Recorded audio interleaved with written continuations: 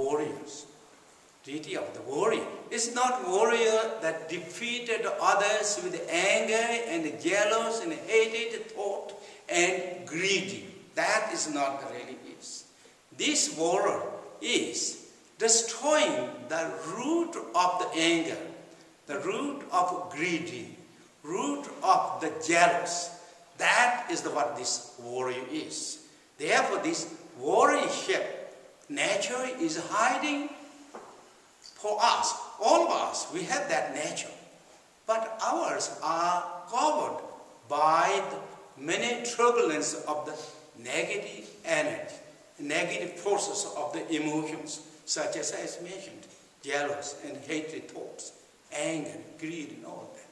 And the Gesar is one destroying all those roots, and then anger and jealous, and bring up the true warriorships, true braveries, which is courage, commitment, and confidence, joy, the hidden quality. That is what really Gesar is bringing up that qualities.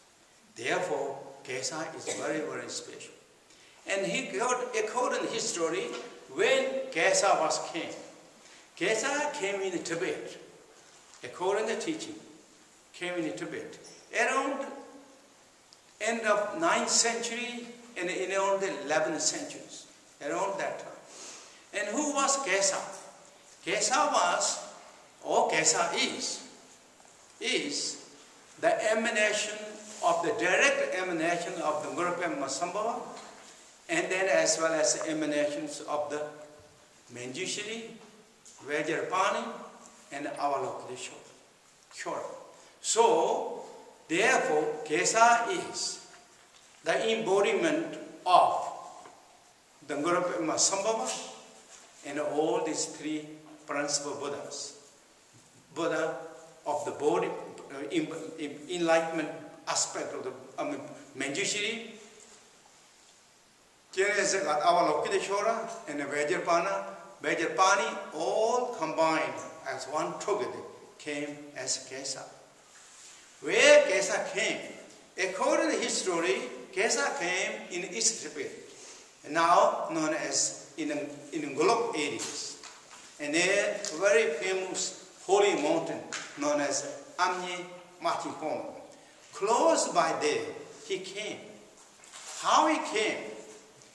He actually, according to his story, and as well as instructions of the great master Rinpoche's teaching, that he came as, in a way, very miraculous way. Miraculous.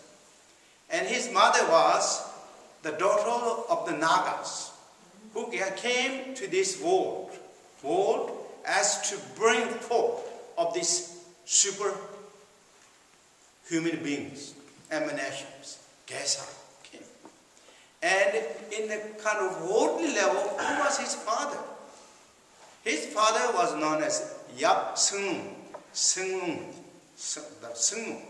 But it is also in the teaching said, as many kind of those great beings, as when you look to his story, the father and the mother, all that's quite mysterious that we know. Even in every country has that. And similar in this time, kind of according to human level, his father was Tsewng. But many people, again in the teaching said, his father was divine gods. Among these many gods in Buddhism, you know that. And the gods such as Brahmas, so forth. And so now, who is he? He is, as he said, he is emanation of the direct emanation of Guru Padmasambhava, and as well as Chenrezig, Manjushri, and Vajrapani. These three principal Buddhas, these three, like Manjushri, Chenrezig, or the Avalokiteshvara, and Vajrapani, those are known as the three Buddhas or three Bodhisattvas. They are totally enlightened beings, but yet they act as Bodhisattvas. But according to enlightenment level, they are the three principles of the aspect of the body, speech, mind of all the Buddhas. So body aspect of all the Buddhas appeared such beautiful youthful, handsome, the gorgeous looking Manjushri. This is what Manjushri is, so beautiful, so handsome.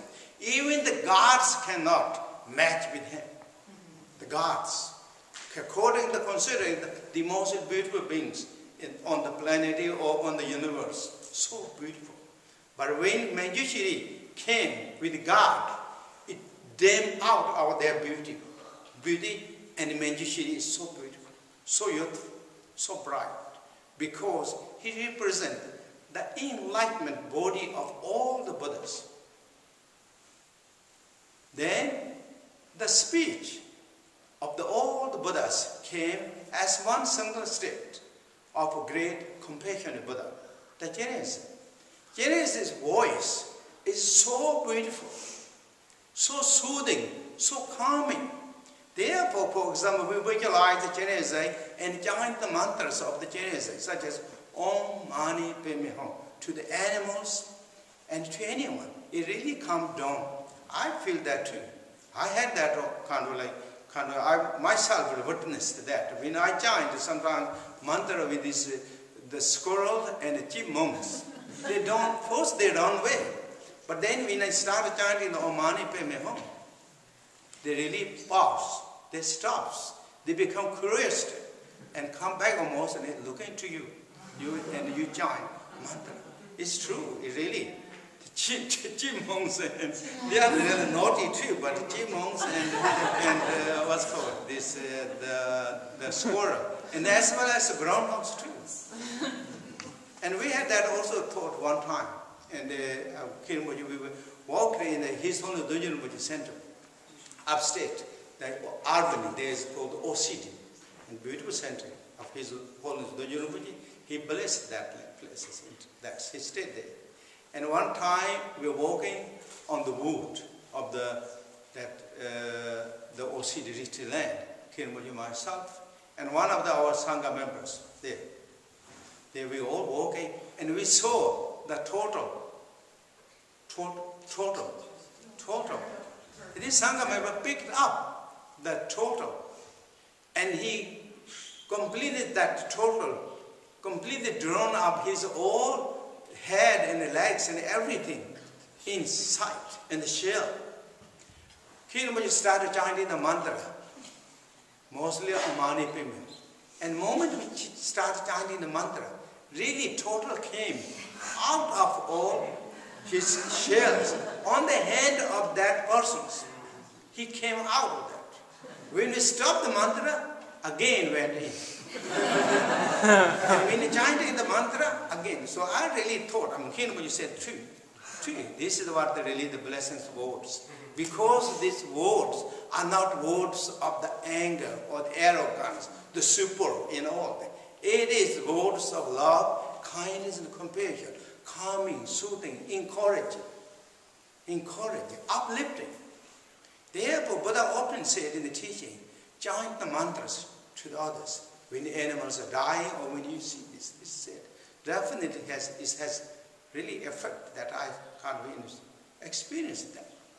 So anyway, the Chenrezig symbolize the speech with all the Buddhas. And then, what is? The Vajrapani represent all the power, the wisdom mind of all the Buddhas. Power, the ability, that which is symbolized. Therefore, Vajrapani always hold Vajra in his hand. That's what is also known as Vajrapani, one who holds the Vajra in hand. That Vajra and Vajrapani symbolize the power and abilities of all the Buddhas. Power and abilities of all the Buddha is power of love, compassion, and truth, and harmony, peace. That is what it represents. And that all three of these enlightened beings come together as one single form, together with Guru Padmasambhava, known as Gesar. So therefore, Gesar is known as emanation of the Guru Padmasambhava, and then these three Buddhas. And why he came? In the teaching said, Guru Padmasambhava saw Padmasambhava and as well, of course, all the Buddhas, but particularly in Guru Padmasambhava, so all the negative forces are almost kind of like overcasted the earth, and then virtues and truth is completely damned out. To glorify the truth and virtues and dispel the overcast of the negative forces, then Guru Padmasambhava ignited or emanated the power as Gesar, together with these three Buddhas. And that is the purpose of the Gesar is to destroy or to clear away the overcast of the negative forces and bring up the virtues and the goodness, call it, of the human beings, human spirit. That's what the really principal purpose of the Gesar emanations. So now, when Gesar was born, in the Q, I will talk a little brief kind of like his story, the briefly that talks. And then many of you heard this already, or many Gesar, there's so many Gesar stories, Gesar story. Somebody wrote books, and there I saw the article. Gesar story is much the biggest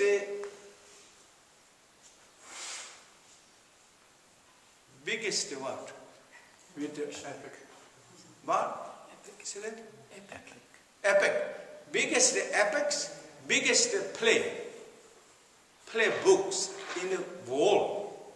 Really said. And of course, in India, the Mahabharata is very big. Mahabharata is very big. And also Ramayana is very big. But they said the Gesar, the epics, or Gesar, that play, story, is so biggest in the world. There is so many volumes, even before, like when I remember, or the Khenpo always talks, there is over 30 books, Gesar stories, in 1940s or before. And afterward, there's so many stories. They have like so many books. Now is coming Gesar books about Gesar, over 100 books. When Gesar story tells, when they tell the story, it's also so fascinating. Really is like so fascinating. It's just spontaneous in people talks. They're not sometimes educated or went academics. Or they are not just like kind of only reserved such as males, females, males, childs. And so many people started speaking about the Gesar. And spontaneous. When they speak those Gesar teachings, talks about Gesar, it's so beautiful. It's so beautiful lyrics, so beautiful structures, poem, sentence. It's all in a colloquial levels. It's easy to understand. What nature of this story tells? Tells courage, commitment, loyalty, peace, truth, and honesty, and a defeat of the negative forces, and re-strengthen one's own identity, the call it of nature.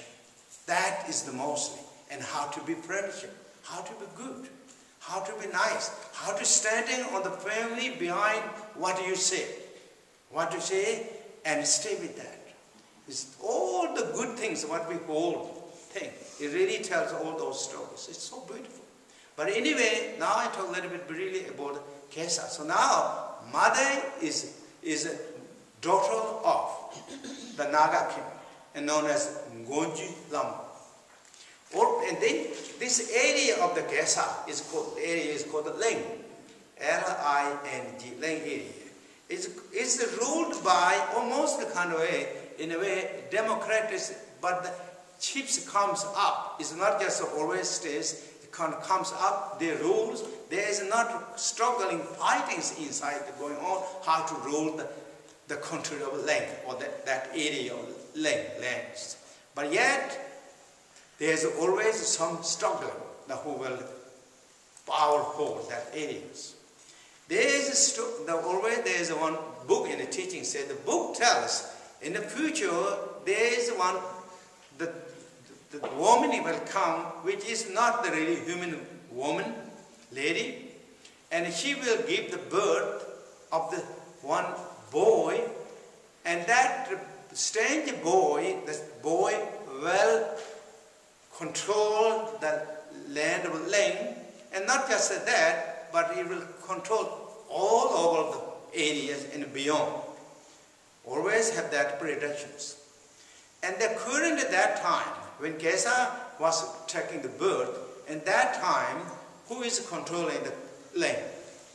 That country, land of Ling, is controlled by his uncle, the father's brother. Father's brother is known as Tsewng. Tsewng is always so tricky and so smart, but also very timid. In the teaching said, in the story said, Tsewng's mother purposely gave him to make him timid.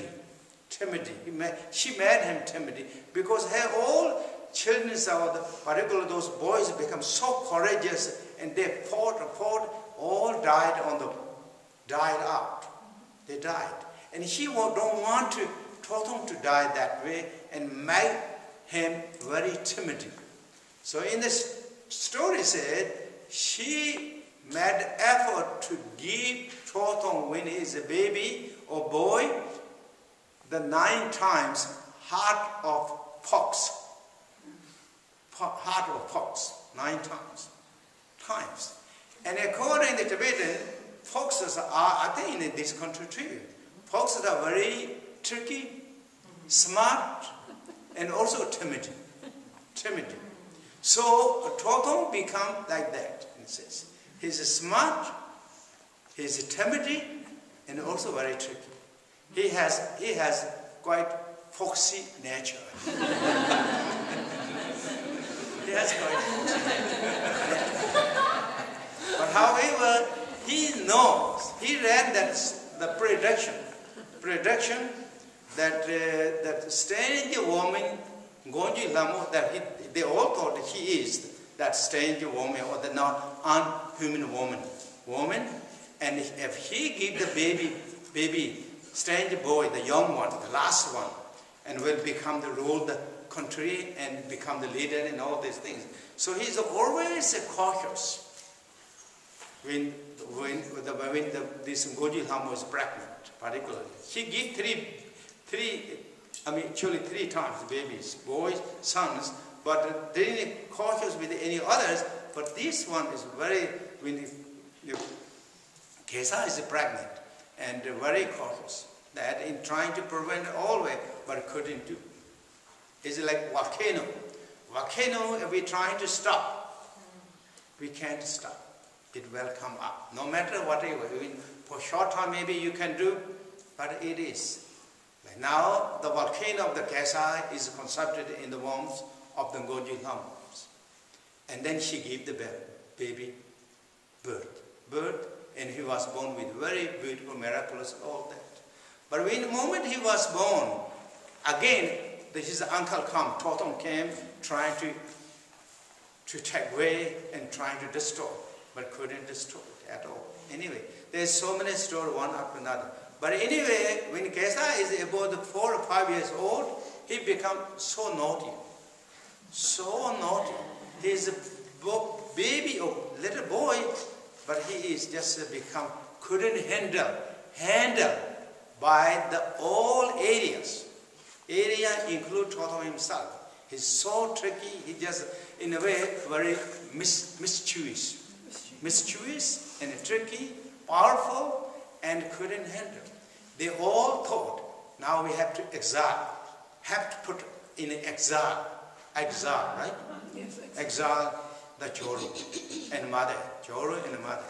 Also, his mother and himself quite poor, so he don't have exactly really father, and even though he has human father, that we are not exactly staying together.